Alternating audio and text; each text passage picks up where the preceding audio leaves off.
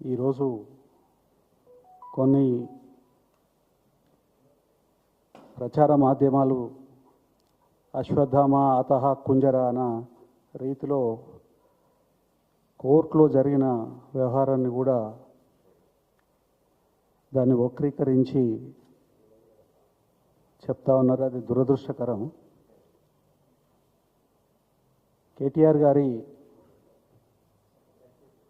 Appeal ఏదైతే ఉందో special leave petition సుప్రీంకోర్టులో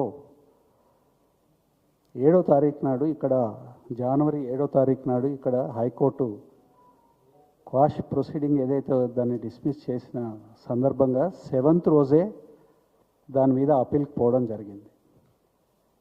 తర్వాత 7th తర్వాత 9th కేటీఆర్ గారిని ఏసీబీ విచారణకి పిలవడం జరిగింది.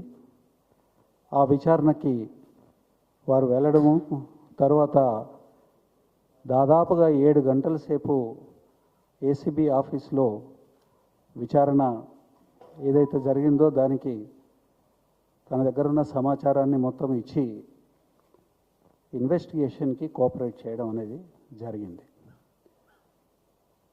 ఈ క్వాష్ ప్రొసీడింగ్ వేసేదానికి కూడా ఒక నేపథ్యం ఉన్నది. నేపథ్యం ఏంటంటే ఒక కాంట్రాక్చువల్ ఆబ్లిగేషన్, కాంట్రాక్ట్ గవర్నమెంట్ హెచ్ఎండిఏకి తర్వాత ఈ ఫార్ములా 1 ఏదైతే రేస్ ఏదైతే కండక్ట్ చేసిండ్రో ఆ కంపెనీకి మధ్యన జరిగిన ఒప్పందము, ఆ ఒప్పందము పార్ట్లీ అమలైనది, కాంట్రాక్ట్ అమలైన కాంట్రాక్ట్. అది మధ్యలో ఆ కాంట్రాక్ట్కి సంబంధించిన ఒక పార్టీ వెనుకకు పోవడము, స్పాన్సర్ వెనుక పోవడం మూలంగా హెచ్ఎండిఏ అధికారులు దాని మీద మల్లగుల్లాలు పడి ఒక ఆల్టర్నేట్ ప్లాన్ తీసుకొని అప్పుడున్న మంత్రి గారు, మున్సిపల్ మంత్రిగా ఉన్న కేటీఆర్ గారి దగ్గరికి ప్రపోజల్స్ తీసుకురావడము.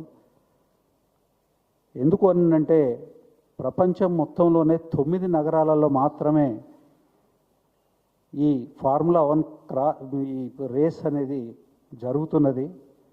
దాంట్లో 5 నగరాలలో గత 9 సంవత్సరాలుగా నిరాఘాటంగా జరుగుతూ ఉన్నది.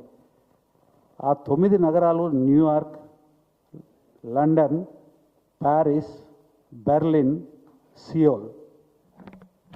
అది అత్యంత ప్రతిష్టాత్మకమైన ఫార్ములా రేస్ కాబట్టినే ఆ దేశాలు ప్రతి సంవత్సరము గత 9 సంవత్సరాలుగా ప్రతి సంవత్సరము